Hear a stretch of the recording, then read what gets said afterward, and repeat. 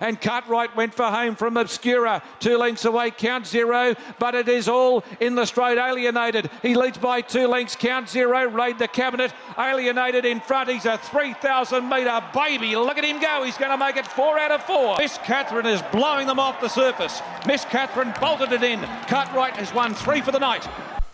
We love getting winners at Fred, and that was Georgie Cartwright just booting home a couple of winners at Moonee Valley. Georgie is the Fred ambassador, the newest Fred ambassador, and she's joined us on episode 3 of the Fred podcast. It's an all-girls edition this time. I'm Belinda Meyers, and I'm speaking with Amy Thompson, the founder and CEO of Friends of Mr. Ed, and I'm speaking with newly appointed Fred ambassador Georgie Cartwright from Hotel Quarantine in Queensland. Welcome.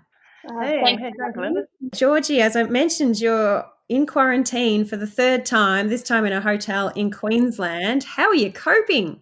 Yeah, well, this is, as you said, this is my 3rd time doing it, and this time's hotel quarantine, so it's a little bit more challenging than what I've done in the past, but I feel that I'm pretty experienced now, so I'm coping with it all pretty well.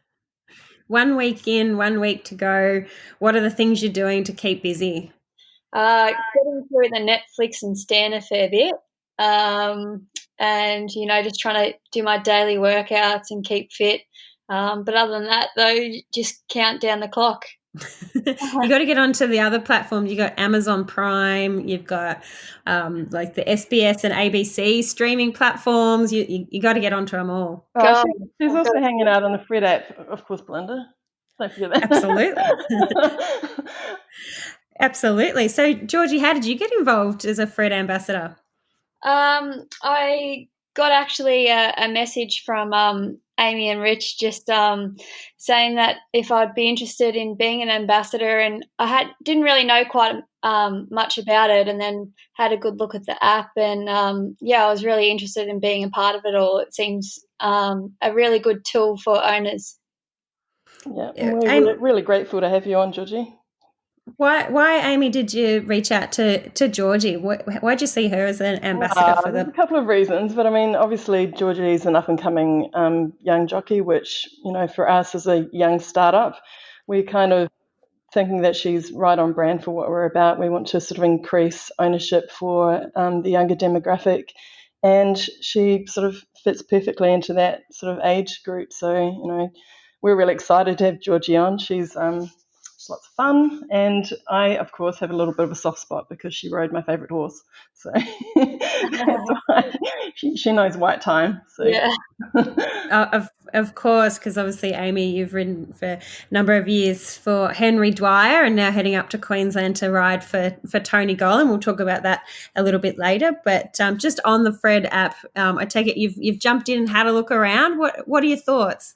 Yeah, I think it's really well set out. Obviously, it's only a new app, but I think coming into a little bit more time, there'll be more features on the app. But it seems really well set out and easy to navigate through, and a really good tool for owners. To get more information about their horse, and it's really good how they have a chat tab where you can talk with other owners.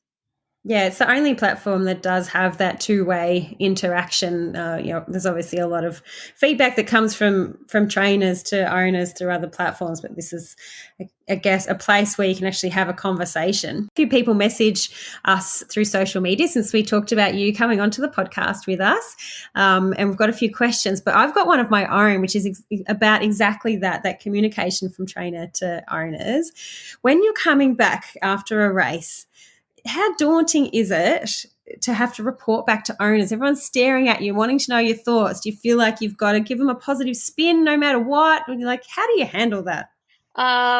If you're riding a horse that you think, a good chance in the race, and it is disappointing on the day, it is sometimes quite hard to come back to a big ownership group and, give them your feedback after that disappointing performance. But I feel that it's good to give some positives and some negatives and some sort of feedback that they can work with, although like the performance was disappointing, but maybe suggest some sort of gear to try on the horse or try to ride the horse differently in the race and see if that gets some sort of improvement. So that does give them some sort of hope as well, but also gives them some honest feedback as well.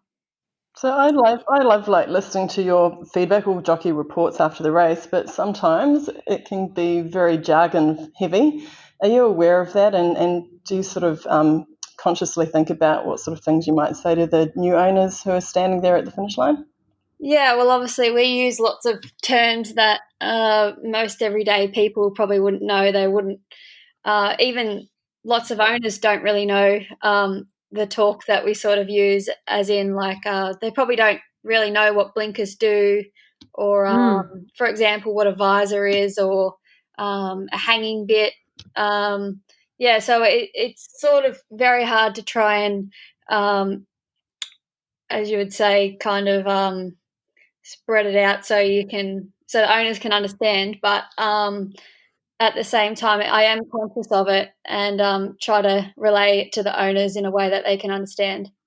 Yeah, and I think that's the thing about owners, in my experience, particularly new owners, they're this hungry for information. You know, that they want to learn. They've discovered something that they love in racing, and they just want information, and they want to learn and absorb everything they can. So I guess that's the thing for me with the app is if I'm not at the racetrack, or you know, I've got a friend who's not at the racetrack and I am, you can grab that feedback and share it in the chat group on the app. And then if there are people that don't understand certain things, there are other owners that will chime in and go, oh, that means this or that means that, or it's really good to hear she said that because I was thinking that as well. So actually, I was going to say, Belinda, that's a really good point for people who are listening. If you've got questions for a jockey in particular, we'd love you to ask those questions on our social media platforms, you know, on Instagram or on Twitter, Facebook, and we can get those hopefully answered by Georgina. So, yeah, please send in your question. I'd be more than welcome to. I also get lots of messages from owners after I've ridden their horse asking about their horse and what I thought. And I feel like the app would probably, rather than them messaging me directly, they could do it through the app. They could find out. Yeah, that's the place to put it, isn't it? Yeah, definitely. Yeah, because like I said, it's. I don't think I've never sort of seen it as an interrogation of a jockey. I know some owners tend to take on a bit of interrogation mode, but I'm just always hungry for information. And I think Fred's probably the place to put it. So luckily we've got you on board to help us answer some of those jargon questions, because I know that you're always learning. No matter how long you're in racing, you're always learning something. Yeah, that's another really good point, though. Like you've got other owners on the app as well. So there's always an owner who's been around the block a few times. So if you're a new owner, get on the app and ask your fellow owners, you know, the questions that you've always wanted the answers for. I've got plenty. Yeah. I always ask as well. Yeah, and that's good though, because that's how other people learn as well. So that's what I see as one of like the real strengths of Fred right now with the chat and more owners getting on board. It's just a place to keep learning and keep discussion going, and you know, something to do in amidst all the boredom. But you're starting a new phase of your career, Georgie, in Queensland, sitting in hotel quarantine now, a week to go. But before this current phase, how did you get into racing? How did it all start? Didn't you study accounting? Is that right? Yeah, it's a bit of a long story. My brother was a jockey. He still is, but I didn't really follow racing at all. I finished school, went to uni for a couple of years and worked in an accounting firm and wasn't enjoying it and needed a little bit extra money. You know what it's like when you're at uni, you're pretty much broke. So I needed a little bit of extra money, so decided to start learning to ride track work in the mornings. And after about 6 months of that, I said to my parents, I really want to be a jockey, and they said, no, you've got to keep sticking at uni. And then I looked for about another 6 months, and then they finally let me, and I moved down to Geelong with Jamie Edwards, and my brother was apprentice there. So I was originally from Albury, so made the move up to Geelong, and my brother was there, and he taught me pretty much the basics, because I didn't really know a whole lot coming from a small country town. we're pretty familiar with the rigors of being a jockey, the early starts, the dieting, the weight control, the fitness. What's something that we don't know about life as a jockey? There is a fair bit of pressure on a jockey, which some people probably don't realise about, especially with the social media and how big it is now, that if we ride a horse, not to the owner's satisfaction or the trainer's satisfaction, we often get scrutinised on Twitter and other media platforms, mainly from punters, really. I often get quite a lot of message from disappointed punters, just telling me how bad my ride was. And it is a mental game, because if you're not mentally strong, it can really get to you. But I'm the type of person, I sort of try and not look at it all. But, sometimes it can be hard not to, and it's a really hard mental game. On the flip side, what do you love most about being a jockey? I don't find it a job at all to me. Basically, it's just a dream job, but it's not like I'm working. I just love the horses. Even when I love track work. Most jockeys hate getting up early in the morning, having to go work the horses in the morning, but I'm always eager to jump out of bed and ride the horses. I love going to the stables, giving them all a pat. I just absolutely love them. I think that leads into a great question about what's the best horse you've ever ridden. And of course, there's an answer that you can say here, Georgie. It's got to be White Time, right? I have ridden White Time, and she's a lovely horse that is now set for the breeding barn. Yeah. But yeah, current favourite horse that is in work at the moment is a horse that my boss trained, Henry Dwyer. It's called Miss Catherine. She was my first group winner. And, she's actually going to be having a couple of runs up here in Queensland, so I'm really looking forward to seeing her once I get out of quarantine. Exciting. Oh, wow. Will you get the ride up there? From what I've heard, you can never be too sure with racing, but I'm hoping so. Another thing, just touching on that people probably from the outside don't understand with racing, that how hard it is to get rides. Everyone says to me, "Oh, doesn't your manager just do it all for you?" But it's not exactly your manager. It's also you have to put in a lot of work behind the scenes to gain those rides. There's a lot of track work and communication with owners and trainers to try and source those rides. Yeah, I imagine it's like a weird kind of Tetris when noms and acceptances are all being done, and there's probably a million phone calls that happen each week to work out who's riding what, and everyone's trying to secure the ride they want, but not miss out on other rides. It must be kind of fascinating to watch and listen to it. Yeah, it is. Obviously, every jockey is fighting to get on, the best horse in the race, and there's a lot of jockeys compared to a lot of the amount of horses in a race. Say there's 12 in a race, and there's 50 jockeys trying to get one ride in that 12-horse race. It can be really competitive, and with Victoria, it is a very competitive state, and that's why I've sort of come up to Queensland and get more opportunities towards the end of my apprenticeship. Obviously, there's a bit of a community of young Victorian jockeys going up there and doing well now. Steph Thornton, Ben Thompson's gone up.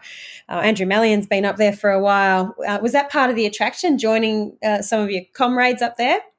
Yeah, well, I was tossing up between Adelaide and Queensland, and I have ridden in Adelaide a fair bit. I used to go over there pre-COVID and go over there each Saturday and ride at their meetings. But I went over to Adelaide for their carnival and stayed over there for 6 weeks, and I just felt like it was probably not for me, a little bit quiet for me. They only race 3 times a week, and it just took me a while to try and adjust to that. And I've always sort of had it in the back of my mind that I wouldn't mind going up to Queensland for a few months. The lifestyle obviously is good with the nice weather and everything, and it's a bonus that there's hopefully more opportunities up here.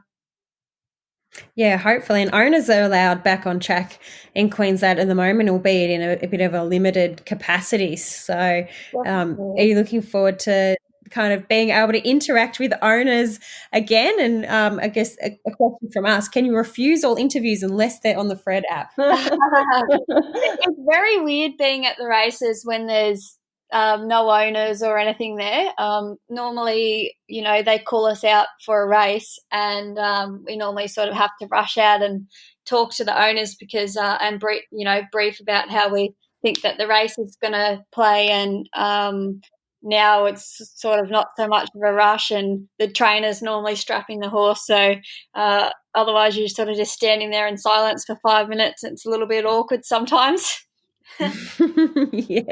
Yeah. I can't imagine too many awkward silences with Tony Gollan. He's usually pretty chatty and pretty easy to get along with. What are you looking forward to? Haven't you? Okay. No, I've spoken to him on the phone several times, but I haven't actually met him yet, but I'm looking forward to it. Do you know much about his training style? Do you think he'll be sort of similar to Henry, or are you kind of looking forward to something completely different and new with Tony? Obviously, every trainer is different and their training techniques are different. So I'm interested to see, what his process is within the stable. Obviously, they're probably a little bit bigger of a stable than what Henry's is, a different setup. Henry's going through that transition of just started his stable at Ballarat, and it's also a new track that I probably haven't ridden at, Eagle Farm. From what everyone's told me, it's a little bit different track work here. It's early starts and they all finish early. Very, very early starts. Yeah, I love the early starts. I don't know how you do it. Oh, I love it. I thrive off it. Hey, Georgie. So we got a question through one of our social media platforms, and someone wanted to know about your interests outside of racing. I think pugs and baking are high on the list. Is that right? Yeah, I don't know. Yeah, I absolutely love pugs. It's obviously it's a little bit hard being a jockey and having a dog, just because I'm not home much, and obviously it'd be unfair on the dog. But I'm really looking forward to getting a pug. I think once I become a senior, I'll be able to get one. I've been looking online for pugs for sale. In my saved searches on Google. The thing is, I do my COVID quarantine 1 hour of exercise each day, and I walk around a park, and all I do is dog spotting. So I think we're on the same. There's actually a Facebook group called Dog Spotting. Is it really? I'm going to have to join that. Yeah, you'll have to have a look. But yes, and baking, which is something that I'm sort of probably only new to the last year. I've always been interested in it, and all this time I've spent in quarantine, this year I've made use of it and started to learn baking. And I think you're probably the first jockey who says they're into baking. Most of us into dieting, not baking. I do like to try it, but I'm pretty disciplined in not eating it, and I normally take it into work and make all them eat it and take them into the races. The strategy. I see what you're doing. You're trying to make the other jockeys fat. I love it. Yeah, I'm a lightweight jockey, so it's to my advantage to fatten everyone else up. I love it. That's the best tactic ever.